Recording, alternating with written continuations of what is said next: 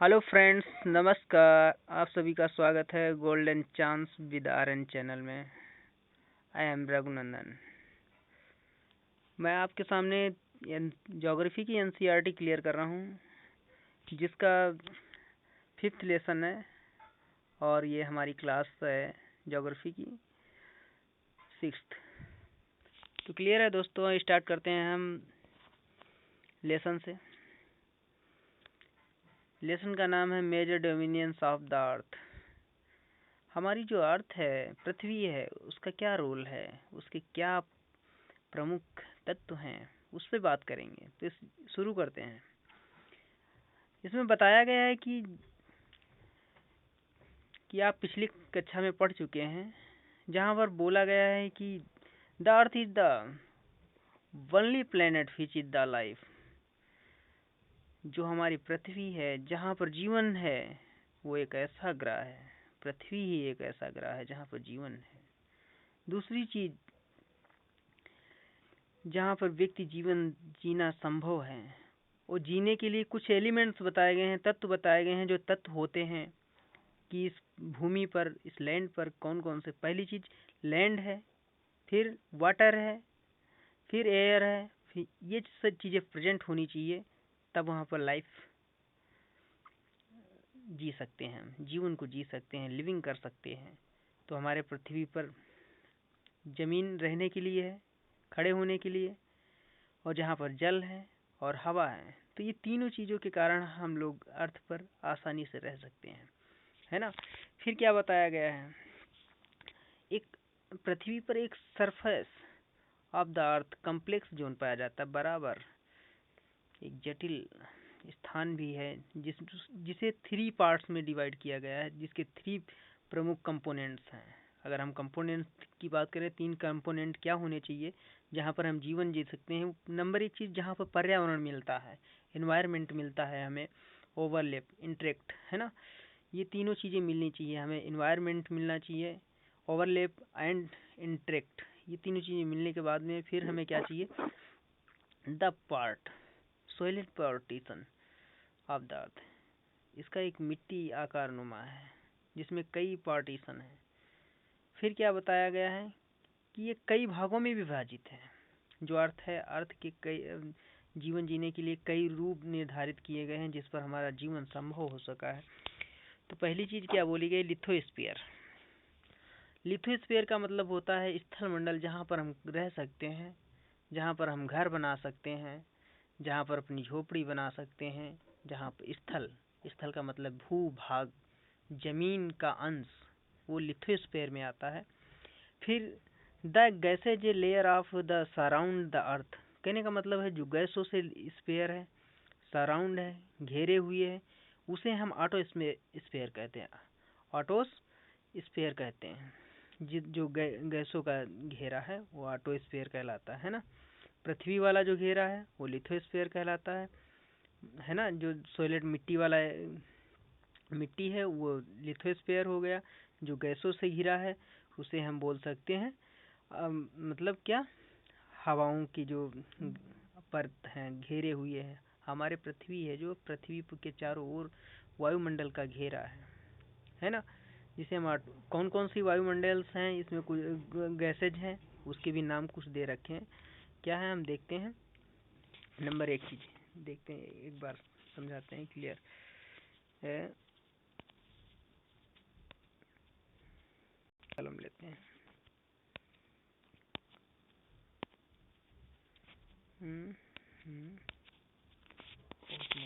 इसे पतला कर लेते हैं बस।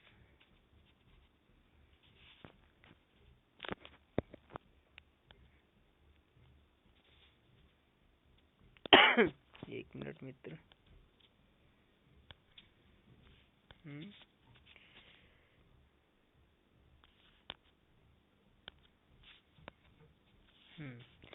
अब देखते हैं, ये तुम्हारा है यहाँ पर ऑक्सीजन। अगर पूछा जाए जो वायुमंडल है हमारा, यहाँ पर ऑक्सीजन देख रहे हैं आप, ये देख पा रहे होंगे, ऑक्सीजन है, नाइट्रोजन है, कार्बन डाइऑक्साइड है, एंड अदर गैसेज इसी तरीके से पाई जाती हैं। तो जो हमारा वायुमंडल है, हम आपको वायुमंडल का घेरा बना के दिखाते हैं। ये हमारी अर्थ है, ठीक है। एक मिनट, सर्किल लेते हैं। ये हमारा अर्थ है, ठीक है, क्लियर। ये जो अर्थ है, अर्थ के चारों ओर क्या है, ये एक्सिस है, ये एक्सिस हो गया। टच करने में ये प्रॉब्लम आ रही, एक्सेस हो गया इसका। देखो ये ध्रुवी हो गई, दोनों ध्रुवी हो गई। इसी पे जो चारों ओर लेयर है वो किसकी है, ऑटोस्फेयर, जिसे हम वायुमंडल कहते हैं। ऑटोमस स्फेयर की है, जिसे वायुमंडल कहा जाता है। वायुमंडल में oxygen, nitrogen, carbon dioxide, other ऐसी अन्य गैसें भी पाई जाती हैं।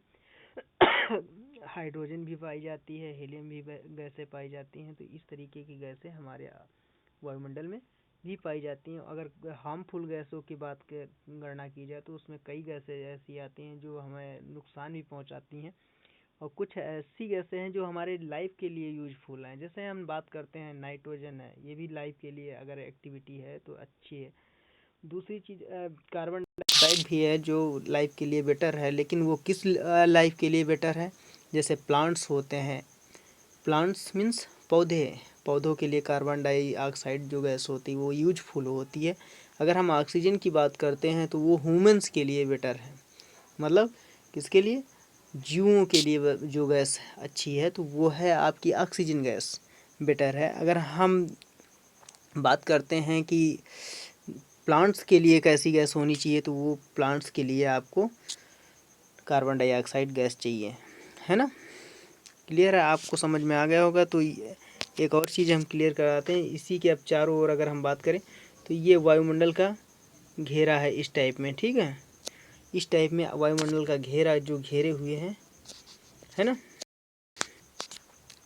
तो जब वायुमंडल का घेरा है जिसके ऊपर से हम लोग दबे हुए हैं, अगर हम स्थल मंडल पर कहीं पर रहते हैं तो हम वायुमंडल से ढके हुए रहते हैं हमेशा। समझ में आ गया होगा, आई होप। फिर आगे हम बढ़ते हैं इसी तरीके से, बढ़ते हैं। Water cover a very big area of the earth surface, मतलब जहाँ पर ऐसा एक स्थान जो अर्थ का है जहाँ पर जल ही मनरूम दिखाई देता हो, केवल जल ही जल दिखाई देता हो, बिग एरिया हो, बहुत बड़ा क्षेत्र हो जहाँ पर अर्थ का, उसे हम हाइड्रोस्फीयर के नाम से जानते हैं। हाइड्रोस्फीयर मीन्स होता है जल मंडल जिसे हम कहते हैं, ठीक है। स्थल का एक ऐसा भाग जहाँ पर केवल जल ही जल दिखाई दे, है ना, उसे हम हाइड्रोस्फीयर के नाम से जानते हैं। फिर कहने का मतलब the earth hydrosphere A comprise water in the it's, देखो पृथ्वी पर जो अर्थ का भाग है जहाँ पर जल है वो हाइड्रोस्फीयर कहलाता है, ठीक है। फिर क्लियर है, जैसे कुछ ऐसे भी भाग हैं जहाँ पर जल अपना लिक्विड रूप में है, कुछ ऐसे पार्ट्स हैं जहाँ पर जल जो है और आइस के रूप में है, मतलब बर्फ़ के रूप में जमा हुआ है वापर, है ना। क्लियर है, कुछ मतलब तरल के रूप में है जल और कुछ बर्फ़ के रूप में है जल, है ना, जमाव के रूप में। फिर हम नेक्स्ट बात करते हैं बायोस्फीयर। बायोस्फीयर की जब बात करते हैं, नेरो बहुत सकरा है, बायोस्फीयर मतलब बहुत सकरा है इन सब भागों से अगर पूछा जाए, जिसे हम जीवमंडल कहते हैं। तो एक ऐसा जोन जहाँ पर लैंड भी है, वाटर भी है और एयर भी, मतलब तीनों जगह पर अगर पूछा जाए तो इसके लिए यूजफुल है। Which continent contains all the from of life, ये तीनों बायोस्फीयर के लिए यूजफुल होना चाहिए। वहाँ पर जीवों के जीवमंडल जिसे बोलते हैं, जीवमंडल के लिए लैंड भी होनी चाहिए, वाटर भी होना चाहिए, जल भी होना चाहिए, एयर भी होना चाहिए, तब जीवन जाकर संभव है, ठीक है। अब आशा करते हैं आपको ये तीनों चीज़ें समझ में आ गई होंगी। लिथोस्फीयर मतलब जहाँ पर स्थल मंडल है, ऑटोस्फीयर जहाँ पर वायुमंडल है, हाइड्रोस्फीयर जहाँ पर जल मंडल है, और बायोस्फीयर जहाँ पर जीवमंडल जहाँ पर मतलब जीव जंतु रह सकते हैं, जीवन यापन कर सकते हैं। जल में भी जीवित रह सकते हैं, जैसे मछली वगैरह होती हैं, क्लियर है, कछुए होते हैं, मेढकी होती हैं, है ना। तो ये बायोस्फीयर जल में रहने वाले अगर पूछा जाए, ठीक है। और कछुए की बात करें तो जल में भी है, स्थल में भी, दोनों में, वाटर में और प्लस लैंड पे भी, दोनों जगह रह सकता है। अगर हम अन्य जैसे ह्यूमन है, ये लैंड पर ही रहता है, ठीक है। तो ये इसके लिए आपको लैंड चाहिए, क्लियर। फिर हम लिथोस्फीयर की अच्छा बात करते हैं। तो अगर एक चीज़ यहाँ पर बताई गई है, वर्ड ये समझ लेते हैं। Word origin Greek, litho word जो लैंग्वेज है वो किस भाषा का वर्ड है, ये भी क्लियर कर लो साथ में। लिथो वर्ड ये ग्रीक लैंग्वेज का है। लिथोज कहाँ का वर्ड है, ग्रीक का वर्ड है। इसका मीन्स होता है स्टोन, लिथो का मीन्स होता ही है स्टोन, स्टोन मीन्स पत्थर। ऑटोमस का मीन्स है वापर, है ना। और फिर हंडर का मीन्स होता है, मीन्स वाटर, जल होता है ना। और बायो का मीन्स अगर पूछा जाए तो लाइफ होता है ना। तो ये क्लियर हो जाना चाहिए आपको कि लिथो का मीन्स स्टोन, पत्थर, ऑटोमस का वापर, है ना। हाइड्रोर का वाटर, है ना। और बायोज का लाइफ, मतलब जहाँ पर जीवन। तो क्लियर है, ये चीज़ समझ में आ गई होगी आपको। अब हम आगे बढ़ते हैं, लिथोस्फीयर को डिटेल में समझते हैं। लिथोस्फीयर है क्या, देखो ये पार्टीशन है किसका, मिट्टी का, सोइलेट का। अर्थ जो लिथोस्फीयर है सोइलेट का पार्टीशन है, जिसको हम लिथोस्फीयर के नाम से पुकारते हैं, है ना।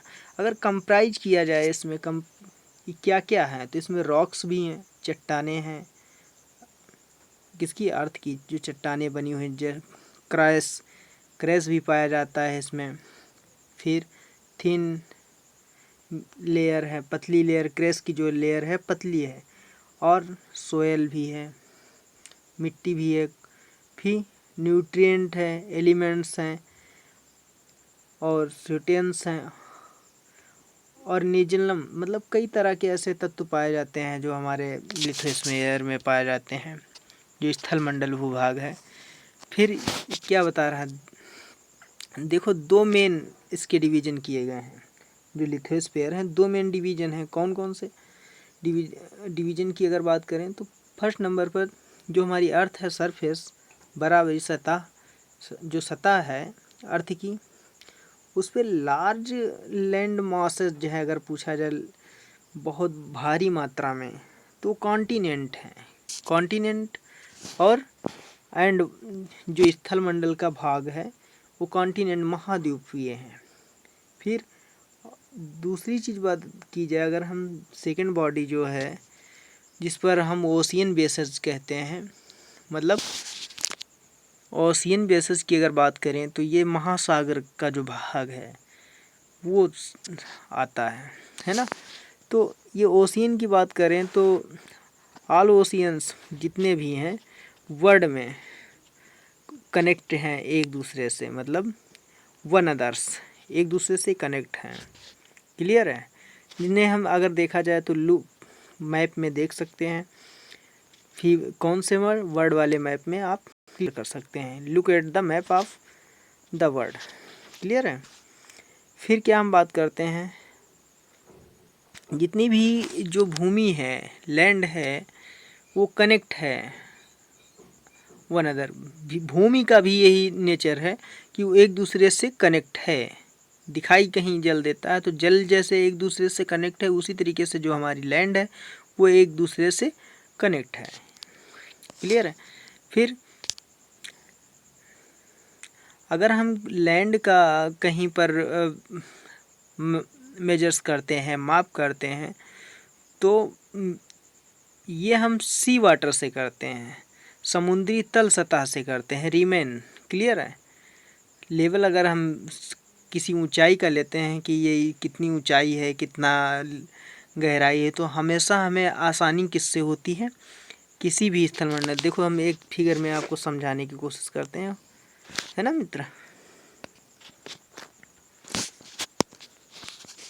तो यहाँ पर हम आपको समझा रहे हैं, ये देखिएगा, ये हमारी अर्थ है।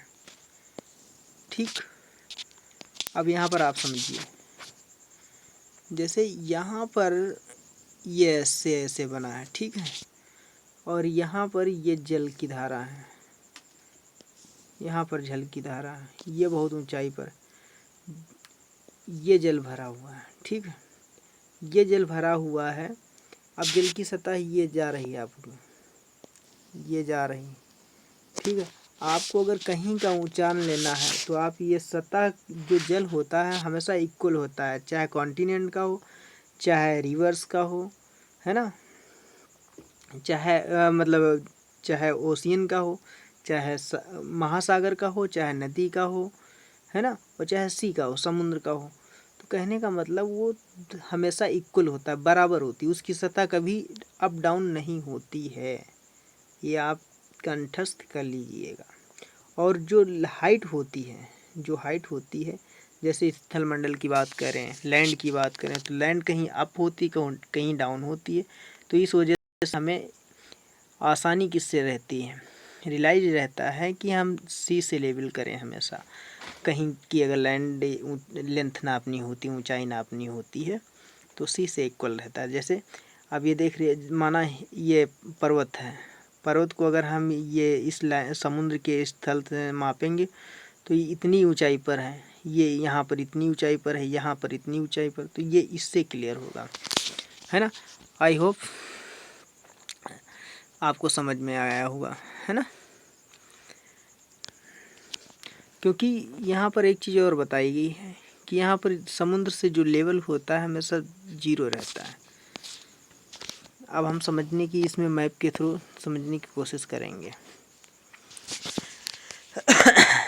अब यहाँ पर हम समझ सकते हैं,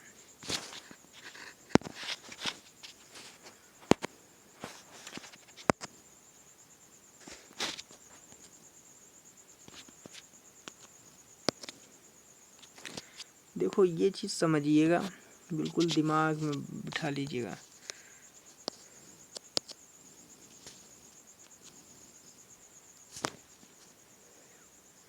ये हमारे जो कॉन्टिनेंट होते हैं, कॉन्टिनेंट वाला अगर एरिया पूछा जाए आपका महाद्वीपीय एरिया, तो महाद्वीपीय एरिया ये है। देखो एशिया कॉन्टिनेंट है, सबसे लार्जेस्ट कॉन्टिनेंट में काउंट किया जाता है। दूसरी चीज़ अगर हम बात करें, अफ्रीका कॉन्टिनेंट ये आपको दिख रहा है ना, ये वाला अफ्रीका कॉन्टिनेंट है, ये वाला एशिया कॉन्टिनेंट है ना, ये वाला आपका यूरोप है ना, ये वाला साउथ अमेरिका कॉन्टिनेंट है, ये वाला नॉर्थ अमेरिका कॉन्टिनेंट है ना। फिर हम ऑस्ट्रेलिया, सबसे अगर स्मॉलेस्ट कॉन्टिनेंट की बात करें तो ऑस्ट्रेलिया कॉन्टिनेंट है। और फिर इधर हम नीचे आ जाते हैं, जो आपको वाइट एरिया नज़र आ रहा है, ये अंटार्कटिक कॉन्टिनेंट में आता है, समझे। अब कॉन्टिनेंट आपको महाद्वीप समझ में आ गया होगा, आई होप क्लियर है ना। अब हम बात करते हैं ओशियन। ओशियन देखिएगा, महासागरों की बात करते हैं, तो ये महासागर वाला एरिया है। कौन सा एरिया? ये महासागर का एरिया है। तो यहाँ पर महासागर के एरिया की बात करते हैं तो ये प्रेफिक्स ओशियन है। प्रेफिक्स ओशियन माने प्रशांत महासागर। फिर अटलांटिक ओशियन, कौन सा? अटलांटिक महासागर। फिर उसके बाद में ये साउथर्न एशियन, यहाँ पर देखो इंडियन ओशन, हिंद महासागर आता है। ये आप इंडिया के नीचे देखिए, जो ये इंडियन ओशन लिखा है, ये हिंद महासागर आता। तो इसी अकॉर्डिंग 5 तुम्हारे कौन से हो जाते हैं? 5 ओशियन हो जाते हैं, और 5 ओशियन और 7 कॉन्टिनेंट, है ना। तो 7 कॉन्टिनेंट किन काउंट कर चुके हैं, काउंट कर लीजिए आप। देखो नंबर 1 चीज़, एशिया, अफ्रीका 2, 1 2 3 4 5 6, और ये हो गया आपका 7। ये कॉन्टिनेंट हो गए, कॉन्टिनेंट। देखो अब हम ओशियन कंप्लीट करते हैं। 1 2, 2 लाइनें खींच दी, 3, 3 है ना, 3, 4, 4, 5, ठीक है, इसके ऊपर है ना। तो ये आपके 5 कॉन्टिनेंट हो गए, आप ये समझ चुके होंगे। और हमारा जो इंडिया पड़ता है किस कॉन्टिनेंट में पड़ता है, आपको ये क्लियर हो जाना चाहिए। आप ये देख रहे हैं नक्शा, ये इंडिया वर्ल्ड मैप में है हमारी। तो वर्ल्ड मैप में हमारा जो इंडिया है वो किस कॉन्टिनेंट में है, एशिया कॉन्टिनेंट में पड़ता है, जो लार्जेस्ट कॉन्टिनेंट ऑफ वर्ल्ड, मतलब विश्व में सबसे बड़ा कॉन्टिनेंट है ना। अब आगे हम बढ़ते हैं। अब हमें लगता है आगे चैप्टर है, अब हम आपको बताने वाले हैं। अब जो सी लेवल था, हम जो कहे हैं उसी के विषय में बता रहा है। द हाईएस्ट माउंटेन पीक, जो सबसे ऊंची श्रृंखला है पर्वत की, माउंटेन की, वो एवरेस्ट है। कितनी है, काउंट है ये 8,848 मीटर्स। अगर इसकी बात की जाए तो ये 8,848 मीटर्स है। ये सी लेवल से मापा जाता है। फिर ग्रेटेस्ट डेप्थ, अगर ये तो ऊंचाई सबसे, अगर हाईएस्ट ऊंचाई पूछी जाए तो सबसे हाईएस्ट ऊंचाई भाई इसी की है ना। सी लेवल से अगर ऊंचाई नापी जाएगी तो माउंटेन की सबसे हाइट जो है वर्ल्ड में, कोई ऊंचा स्थल है तो वो आपका माउंटेन एवरेस्ट है ना। अब हम अगर डीपेस्ट नापते हैं, गहराई नापते हैं, तो गहराई भी सी के ही लेवल मापी जाती है। समुद्री सतह से ही गहराई नापी जाती है और ऊंचाई भी उसी सतह से ली जाती है, तो दोनों का सी ही लेवल रहता है ना। अब सी लेवल से हम ये भी मैप करते हैं, क्या है, द ग्रेटेस्ट डेप्थ, जो सबसे गहरा है तो वो है 111,022 यानी मीटर्स रिकॉर्ड है। जो मैरियाना ट्रेंच है, जो मैरियाना गर्त है, उसका अगर स्ट्रेंथ पूछा जाए तो 11,022 मीटर्स है ना। तो यानी कि आप समझ सकते हो कि 11 किलोमीटर समथिंग है ना, यानी कि 11 किलोमीटर जो गहराई है मैरियाना गर्त की है। जो अगर पूछा जाए कहाँ पर पड़ता है, तो मैरियाना गर्त पड़ता है आपका प्रशांत महासागर, मतलब पैसिफिक ओशियन में पड़ता है ना। आप इमेजिन करिए कि इतना गहरा सागर, इतना हाईएस्ट पॉइंट है भाई, बहुत गहरा है।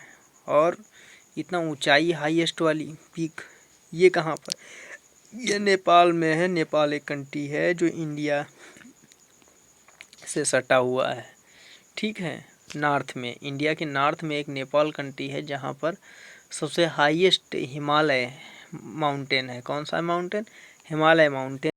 सबसे हाईएस्ट एवरेस्ट पीक पाई जाती है ना। फिर हम बात करते हैं कॉन्टिनेंट पर चलते हैं। अब ओशियन और ये आपको लेवल समझ में आ गया होगा कि कैसे हम समुद्र को मापते हैं, है ना। देखो एक चीज़ और समझ लेते हैं, यहाँ पर थोड़ा समझने की कोशिश कर लो।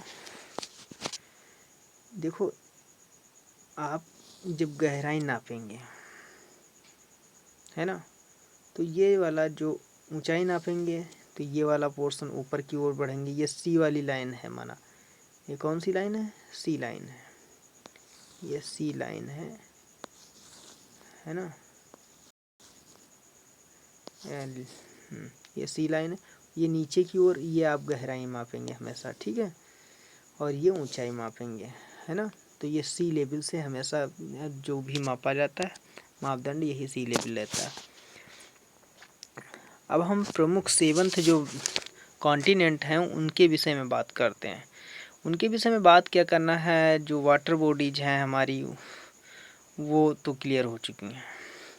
अब जो लैंड हैं उनको हम थोड़ा क्लियर करते हैं। देखो लैंड क्या है, अभी हमने बताया था एशिया सबसे लार्जेस्ट है, बिल्कुल लार्जेस्ट स्टार्ट हुआ है, मतलब डिसेंडिंग और असेंडिंग आर्डर, मतलब असेंडिंग आर्डर मतलब बढ़ते क्रम, डिसेंडिंग आर्डर घटते क्रम में है ये। तो सबसे पहले अगर सबसे बड़ा कॉन्टिनेंट है तो एशिया, फिर सेकंड नंबर पर यहाँ पे यूरोप दे रखा, लेकिन यह सीरियल नहीं दे रखा कोई, है ना।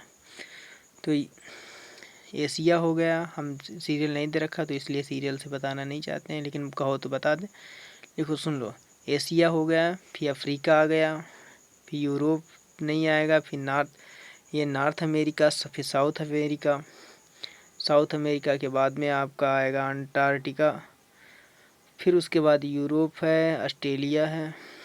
तो ये सब क्लियर है, ये आप मैप में देख सकते हैं। और notice that the greater part of land, ये महान जो हमारी भूमि के हैं ये पार्ट बनाए गए हैं, बड़े बड़े भूभाग बनाए गए हैं, जिनको ये डिवाइड किया गया इन नामों से, है ना। जिसे हम हेमिस्फेयर मतलब नॉर्थन हेमिस्फेयर इसलिए भूभाग कहते। फिर हम बात करते हैं, अब इन्हीं के नाम लेते हैं थोड़ा। क्या एशिया, एशिया के विषय में जानने की कोशिश करते हैं। एशिया क्या है। एशिया इज ग्रेटेस्ट कॉन्टिनेंट, सबसे बड़ा कॉन्टिनेंट है, ठीक है। और ये कवर किए हुए कितना, कवर अबाउट 1/3, मतलब जो हमारे लैंड का है, अर्थ है, हमारी अर्थ का जो लैंड है वह एक भाग है, मतलब तीसरे में 1/3 जिसे हम कह सकते हैं, है ना, टोटल का। कॉन्टिनेंट अगर बात करें ईस्टर्न हेमिस्फेयर में पड़ता है। अगर ये किस हेमिस्फेयर में पड़ता है तो ये देखो ईस्टर्न माने पूर्वी में पड़ता है, पूरब में, है ना। और नॉर्थ ये ट्रॉपिक ऑफ कैंसर पास करता है, ये एक ट्रॉपिक ऑफ कैंसर लाइन को के पास में नियरेस्ट है, बिल्कुल उसी को क्रॉस करता है, ठीक है। जो आपकी ट्रॉपिक ऑफ कैंसर की बात करें अगर हम, कर्क रेखा, ठीक है, उसको क्रॉस करता है, उसी से होकर जाता है, उसी से पास होता है। फिर अगर हम बात करें यूरोप के करीब में है, जहाँ पर यूरोप और एशिया कॉन्टिनेंट के बीच में जो डिवाइडिंग लाइन है वो यूराल माउंटेन है। माउंटेन का नाम याद रखना, माउंटेन्स यूराल माउंटेन के नाम से ये दोनों कॉन्टिनेंट को डिवाइड करता है, एक एशिया और यूरोप कॉन्टिनेंट, क्लियर। फिर हम बात करते हैं ऑन वेस्ट, है ना, वेस्ट में यूरोप है। फिर हम बात करते हैं कंबाइंड लैंड है, दोनों ये एक में जुड़ी हुई हैं, यूरोप और एशिया। तो इन दोनों को मिलाकर अगर पूछा जाए तो यूरोसिया हम कॉल्ड करते हैं, बुलाते हैं, क्लियर है। यूरोप प्लस एशिया को मिलाकर हम यूरोसिया बुलाते हैं। अब हम बात करते हैं नेक्स्ट नंबर पर यूरोप कॉन्टिनेंट। तो यूरोप कॉन्टिनेंट जो है हमारा वो स्मॉलर है, सबसे छोटा है एशिया से, लेकिन कॉन्टिनेंट स्मॉलर है, छोटा है लैंड में, आर्कटिक सर्किल के पास में पड़ता है। अगर ये पूछा जाए कहाँ पर पड़ता है तो आर्कटिक सर्किल के पास में पड़ता है, मतलब नॉर्थ में जो आर्कटिक सर्किल है, अंटार्कटिक सर्किल तो साउथ में हो गया आपका, है ना, आर्कटिक सर्किल के पास में पड़ता है। इट इज बाउंड, जो वाटर से घिरा हुआ है 3 साइड्स, 3 ओर से, है ना। मैप में आप देखेंगे तो ये देखो, आपको दिखाने की कोशिश कर रहे हैं, ये है आपका यूरोप,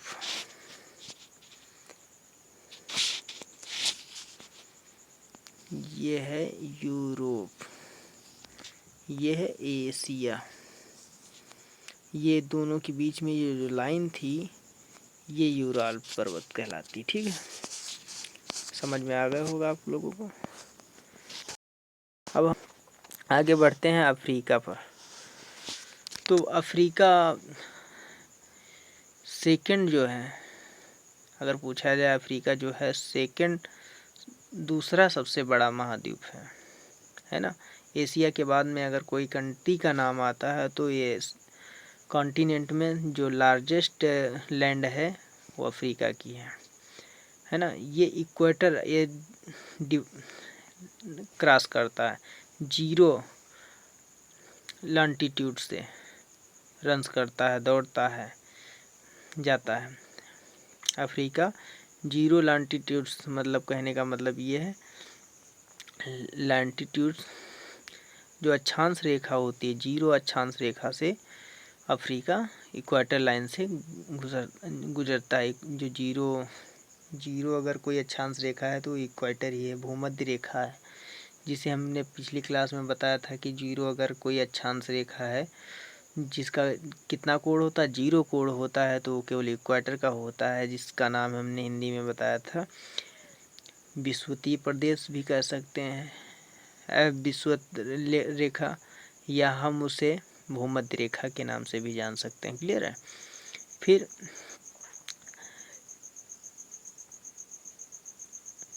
ये जो पार्ट ऑफ अफ्रीका है, ये अगर पूछा जाए तो नॉर्थन हेमिस्फीयर में ही पड़ता है ना। जो इसका भाग है सबसे ज़्यादा नॉर्थ में पड़ता है। फिर है उसके बाद में ये ट्रॉपिक ऑफ कैंसर और इक्वेटर दोनों के बीच में ही इसका ज़्यादातर क्रॉस है। ट्रॉपिक ऑफ कैस्पियन भी पास करता है इसी में से। तो मान लो तीनों जो 3 लाइन्स हैं आपकी, इमेजिन 3 लाइन्स हैं। नंबर 1 ट्रॉपिक ऑफ कैंसर, फिर मिडिल वाली बीच वाली जो लाइन है इक्वेटर, फिर उसके बाद में जो सबसे वेस्ट वाली है, साउथ वाली लाइन है। देखो साउथ जो जो हमारी अर्थ है, अर्थ में 3 इमेजिन लाइन खींची गई हैं। तो 3 इमेजिन लाइन में हमने बताया, देखो 1 मिनट आप समझ लीजिए थोड़ा। ये हमारा सर्किल है, ठीक है। अब ये सर्किल है, ये सर्किल में 3 लाइन्स, देखो एक तो ये बीचों बीच से हो गई, ठीक है, एक इसके ऊपर से हो गई, एक इसके नीचे से हो गई, ठीक है। जो बीच वाली लाइन है, कहने का मतलब थोड़ा तिरछी हो गई, समझ जाओगे आप।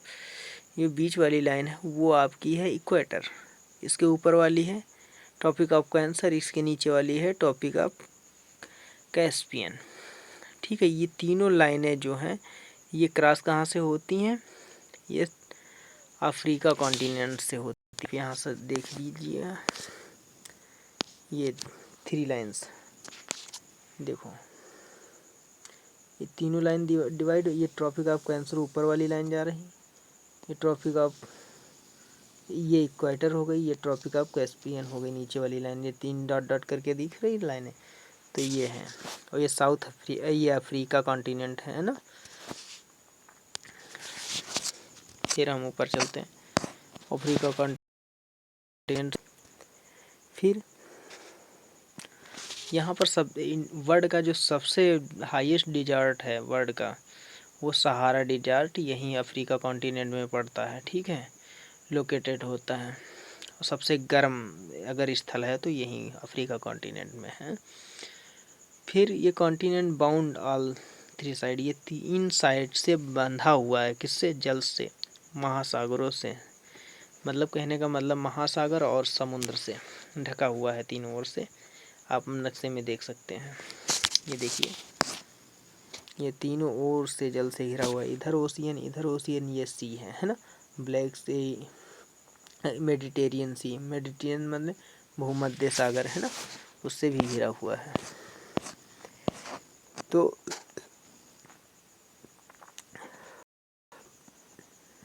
अब जहाँ पर देखो, या फिर एक आपको एक नोटिस दिखाता हूँ, वर्ल्ड लॉन्गेस्ट रिवर, जो विश्व की सबसे बड़ी नदी है अगर हम बात करें तो वो है आपकी नील नदी, जो यहीं फ्लो करती बहती है अफ्रीका कॉन्टिनेंट में, है ना, जो इक्वेटर को भी क्रॉस करती है।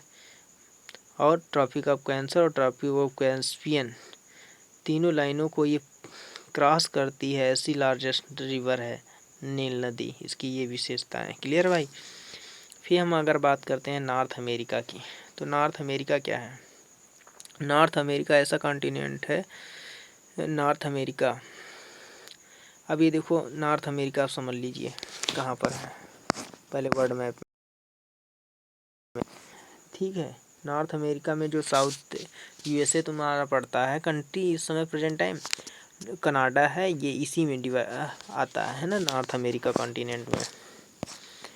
तो हम नॉर्थ अमेरिका कहाँ गया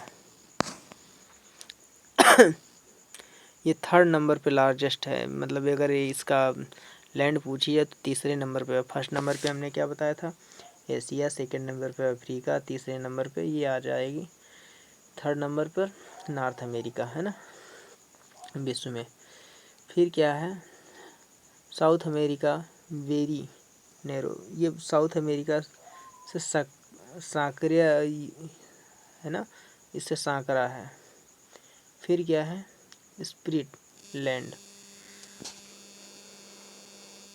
देखो स्प्लिट लैंड भी है, इथोसनामा, पनामा एंड इसी तरीके से कई यहाँ पर हेमिस्फीयर पाए जाते हैं। फिर देखो 3 ओशियन इसके चारों ओर हैं। अगर पूछा जाए 3 महासागर इसको चारों ओर से घेरे हुए हैं, है ना। इस जल को अगर यहाँ पर हम देख सकते हैं, ये 3 महासागरों की ओर से घिरा हुआ है। एक इधर अटलांटिक आर्टिक ओशियन है ना, अटलांटिक आर्टिक ओशियन यहाँ पर है, पैसिफिक ओशियन। तो 3 ओशियन के से ये सराउंडेड है। अब हम बात कर रहे हैं साउथ, आप देख लीजिए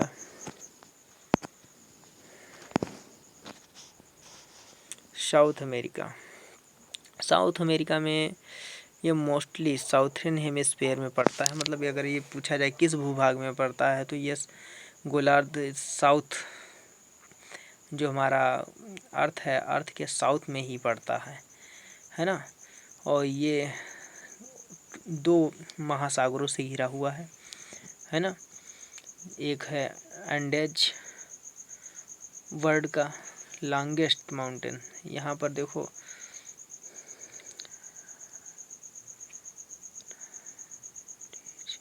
जो देखो अगर बात की जाए विश्व का सबसे लॉन्गेस्ट लंबा जो है पर्वत श्रृंखला है वो एंडेज है। कौन सी? एंडीज पर्वत श्रृंखला। फिर हम बात करें इसकी रेंज सबसे लंबी है ना, लेंथ में, लंबाई में। ये नॉर्थ और साउथ से, नॉर्थ से मतलब साउथ के बीच में पड़ता है, नॉर्थ और साउथ इसकी लेंथ है। साउथ अफ्रीका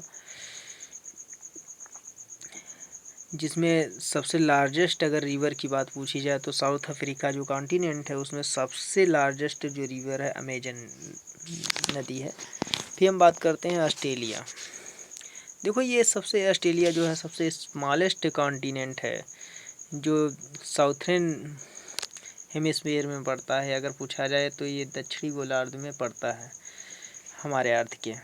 ये सराउंडेड है ऑल हेमिस्फीयर साइड्स, मतलब ये अगर पूछा जाए चारों तरफ से किससे घिरा हुआ? ओशियन एंड सी, मतलब समुद्र और महासागरों से घिरा हुआ है। इसीलिए इसे आइलैंड कॉन्टिनेंट मतलब द्वीपीय महाद्वीप बुलाते हैं। यहाँ पर कई महाद्वीप पाए जाते हैं। फिर ऑस्ट्रेलिया की बात, अंटार्कटिका की बात करते हैं। अंटार्कटिका आते हैं हम 7th पर। तो ये कम्प्लीटली अगर हम बात करें तो ये साउथ ही में पड़ता है, पूर्ण रूप से अगर पूछा जाए साउथ है गोलार्ध में पड़ता है। तो ये कॉन्टिनेंट ऐसा है साउथ पोल के पास में पड़ता है। आप यहाँ पर देखिएगा, थोड़ा हम क्लियर करा देते हैं। जो हमारा व्हाइट का अंटार्कटिका ये लिखा है, ये यहाँ ना समझते हो तो ये देखो व्हाइट वाला जो पोर्शन है ये हमारा अंटार्कटिका है, जिसके विषय में हम बात कर रहे थे। ये आपको ऑस्ट्रेलिया, यहाँ पर ये रेड वाला जो पोर्शन यहाँ पर खुल के आ गया, ये ऑस्ट्रेलिया है। ठीक है, अब हम आगे बढ़ते हैं।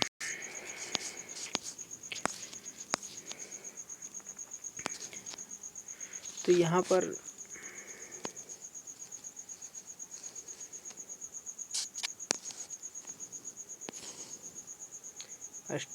अंटार्कटिका, तो यहाँ पर एक चीज़ समझ में आनी चाहिए हमें, ये साउथ पोल में है, जो हमारे अर्थ का है साउथ नॉर्थ पोल, मतलब दक्षिणी ध्रुव और उत्तरी ध्रुव, दो ध्रुव, उन दोनों के ये बीचों बीच सेंटर में दिखता है, यहाँ पर लोकेट होता है।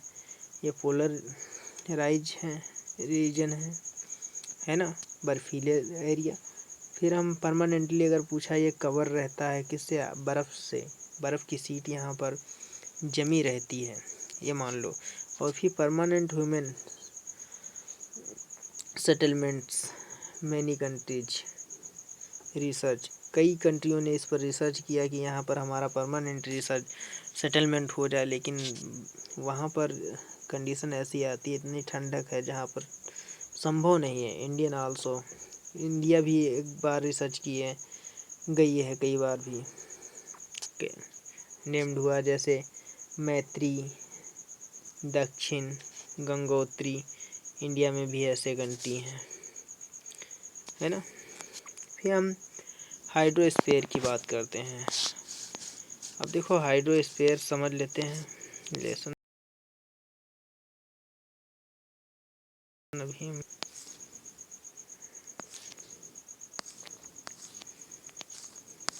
चलो अब कल के लिए रखते हैं, है ना फ्रेंड्स।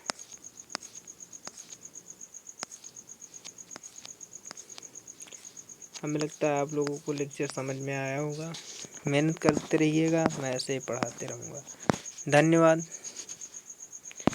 फ्रेंड्स, नमस्कार, आप सभी का स्वागत। ऐसे आप मेहनत, है ना।